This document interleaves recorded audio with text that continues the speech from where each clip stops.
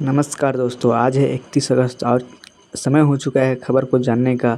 चलिए आज की खबर शुरू करते हैं। इससे पहले अगर आप हमारे चैनल को सब्सक्राइब नहीं किए हैं तो सब्सक्राइब कर लें ताकि झारखंड की हर एक छोटी बड़ी खबर आप तक पहुंचता रहे। रांची के तालाब और झीलों पर बढ़ते अतिक्रमण को लेकर झारखंड हाईकोर्ट ने बड़ा आदेश दिया है। कोर्ट ने कहा है कि अब इन जलस्रोतों की निगरानी के लिए एक बहुविभागीय कमेटी बनाई जाएगी, जिसकी अगुवाई JHALSA यानी राज्य विधायक सेवा प्रशिक्षीकरण का मेंबर सेक्रेटरी करेंगे।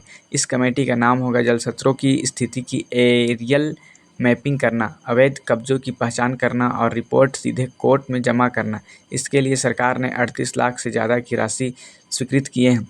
ध्रुवा इलाके में नगर निगम द्वारा कचरा डंप किए जाने पर भी कोर्ट ने चिंता जताई और कहा जलस्रोतों बचाना सिर्फ पर्यावरण ही नहीं, पूरे शहर की पानी की ज़रूरत से जुड़ा हुआ है।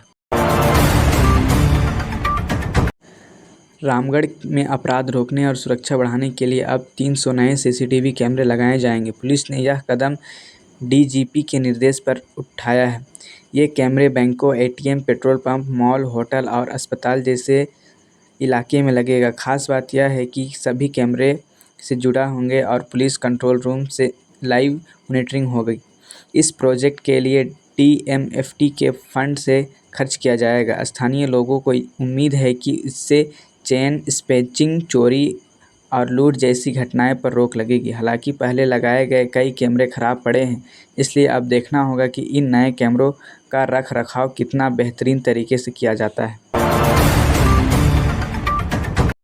11 अगस्त को गोड्डा जिले में पुलिस एनकाउंटर में सूर्य हंसदा की मौत हो गई थी। इस पर अब राजनीति गर्मा गई है। बीजेपी का आरोप है कि यह एनकाउंटर फर्जी था और पुलिस ने निर्दोष युवक को मार गिराया। इसी मामले में बीजेपी नेताओं ने राज्यपाल से मुलाकात की और CBI जांच की मांग की। वहीं सरकार का कहना है कि CID पहले से जांच कर रही है और विपक्ष बेवजह मुद्दा भड़का रहा है। कांग्रेस ने भी बीजेपी के आरोपों को नकारा दिया। अब देखना होगा कि इस मामले में CBI जांच की अनुमति मिलती है या नहीं। पूर्व मंत्री रामदास सोरेन के श्राद्ध में राज्यपाल, मुख्यमंत्री शामिल। जमशेदपुर में झारखंड के पूर्व मंत्री रामदास सोरेन का श्राद्ध क्रम आयोजित किया गया। इस मौके पर राज्यपाल, मुख्यमंत्री हेमंत सोरेन और कई वरिष्ठ नेता मौजूद रहे। रामदास सोरेन को झारखंड की राजनीति में आदिवासी समाज की मजबूत आवाज़ माना जाता था। उन्होंने हमेशा ग्रामीण इलाकों के विकास और आदिवासी अधिकारों के लिए काम किया। श्राद्ध क्रम में हज़ारों की संख्या में लोग पहुंचे और उन्हें श्रद्धांजलि अर्पित की। नेताओं ने उन्हें जन नेता बताते हुए कहा कि उनकी कमी हमेशा महसूस होगी। मौसम विभाग ने झारखंड के 11 जिलों में भारी बारिश अलर्ट जारी किया है। 31 अगस्त से 3 सितंबर तक रांची, गुमला, लोहरदगा, चाईबासा, सिंहभूम समेत कई जिले में तेज़ बारिश हो सकती है।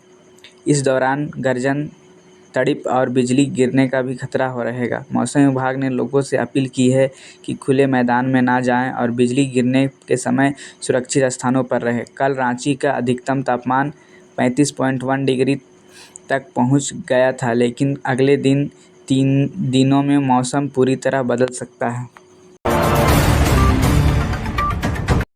IMD रांची ने शनिवार को जिलावार विस्तृत मौसम बुलेटिन जारी किया गया है। इसके अनुसार अगले 3 दिनों तक झारखंड के उत्तरी और दक्षिणी जिलों में अलग अलग समय पर भारी बारिश हो सकती है। बुलेटिन में चेतावनी दी गई है कि किसान बारिश के दौरान खेतों में काम करने से बचें और कम लोग पेड़ या बिजली के खंभों के नीचे शरण ना लें।